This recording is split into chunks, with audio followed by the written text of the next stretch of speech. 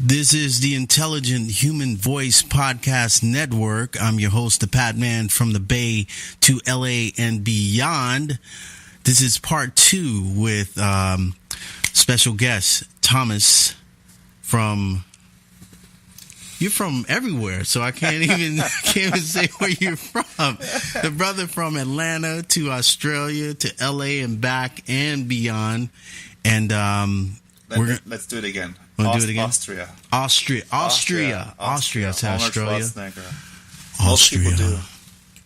It's fun, man. I haven't been, so I got to go because that's where you've been. You gotta land up in Melbourne or Sydney. Right. You're like, where are the Australian Alps? Yeah. I'm just giving you a hard time. You were on there, you're nervous. It's all good. It happens. It's all good. So, brother, you're going to have an awesome experience. You want to... Let's talk about it. So, what are you doing this weekend? What are you experiencing this weekend that you have not experienced before? Yeah. Ever in this body, in this lifetime, in this transcendence of abundance of... It's something it has been on my radar for 4 or 5 years. Mm-hmm. When I first heard about it, I thought, this sounds dangerous. I don't know. That was your response? That was my It sounds dangerous? Yeah. Really? Like I don't know enough about it because Mm-hmm. it's a plant. It's ayahuasca. It's a ceremony. It's a meditation ceremony where you take a plant-based medicine, this ayahuasca plant, that's gonna help you do a couple of things. Either have visions that are meant for you, or also something I'm really interested in addition to those visions, is just helping trauma, any trauma, be it childhood trauma, other kind of trauma that's stored in your physical body or is in your energy body, helping the trauma just leave your body. So it's almost like a purging experience. Right. It can both be physically purging or emotional purging. Now with the trauma and that would... So let me ask you this. Prior to, I guess you had read about it or maybe saw it on... Yeah, I heard about it in YouTubes. Mexico, in Tulum, actually. Oh, really? I heard about it in Tulum, and then there was this girl talking about this ceremony. I was like, yeah, I don't know if I want to do it now. Let me do some research first. So while you were in Tulum, they were prompting you to do the ayahuasca then? She told me she's not in Tulum, but I mean, you can do it in Peru. You can do it in other places. But that was the first time you had heard it. First time I heard about it. Okay. I was like, it sounds interesting. Gotcha. I've heard about meditation long time before I actually started practicing it. I heard about yoga. It always for me, it takes a couple of years. Gotcha. Before I do stuff, I always explore it. But when it comes Smart to man. Actually taking some kind of medicine, Right. like something that's going to enter your body, I want to do some research on it. Like, what is it, right? Right. How does it work? Let me ask you this then, because I've always been heavy into the plant medicine. Period. No matter what the plant is, because I feel we're more plants than we are, animal. That's how I've always seen it, and I think that's my Native American side. As a cook, as a baker, just studying essential oils and plants. So to me, a plant is a plant is a plant, and all of them actually offer different energies. Yeah. That's exactly what it is. Yeah. They offer all of them: rosemary oil, basil, everything. So ayahuasca, I hadn't heard about it until this guy, I believe his name is Joe Rogan. He's like a comedian.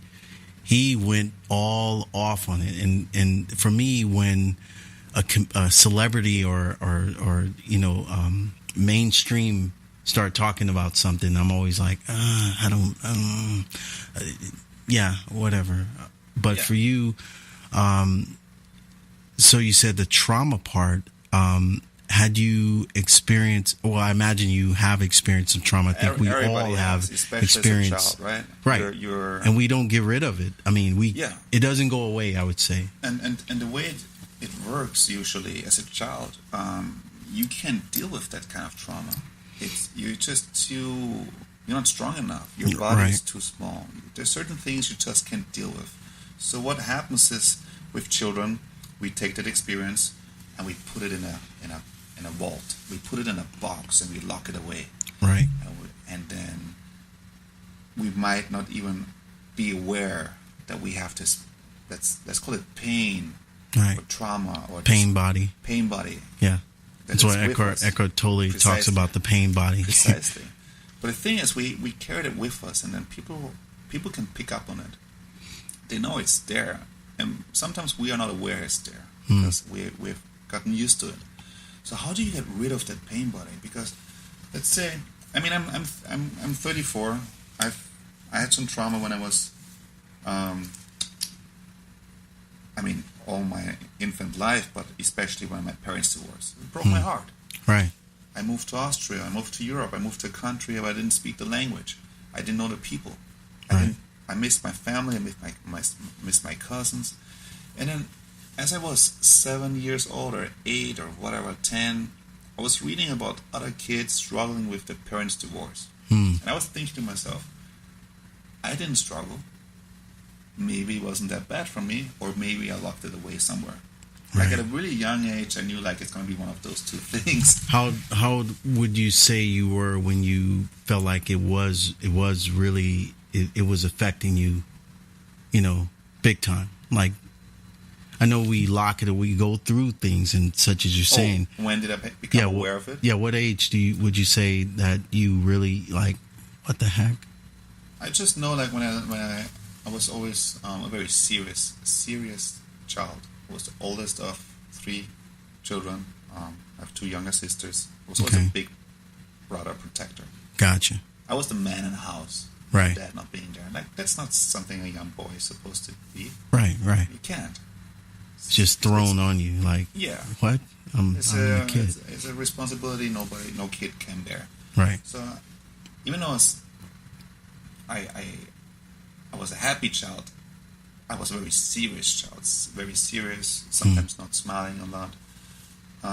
But when it really hit me, when I really remembered all the pain that I felt as a kid, was when I broke up with a girl I thought I would marry. She was my soulmate. We were never meant to be and stay together. But our connection was just so strong that anything we did to each other hurt so much. So, and there were other things going on where the relationship was not feasible. So I broke up with her. Right. It was and you broke up with her. I broke up with her. It was a mental decision based on, all right, it won't work. Right. So I'm deep into psychology, right? I went into my brain and I did an analysis, right? Like, okay, we can't have a healthy relationship because of what happened to her and what happened to me, and how she dealt with stuff, how I dealt with stuff. I need to be with someone else. She needs to be with someone else. And you made that decision. Yeah. But the pain was so strong, like every fiber of my body knew that was not right. And that's when I felt the worst pain in my life. I was lying on the floor in my apartment in Vienna, in Austria. I thought, like, I'm going to die. I can't take it anymore. Wow. I literally thought I would die from a broken heart. That reminded me of, I know this pain. I had this pain before. That's when I became aware of it. A familiar pain. So, that same. Got it. Very personal story between you and I. Yeah.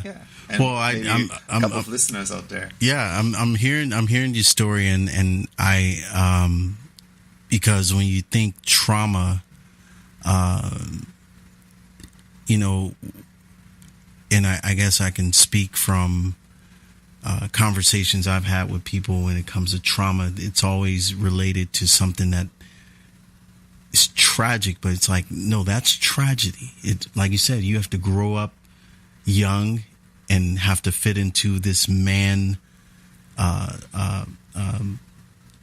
You have to grow up fast. Yeah, and the way men are raised, or at least men were raised. Right. I don't know. I think it changed now, but it's changed big time.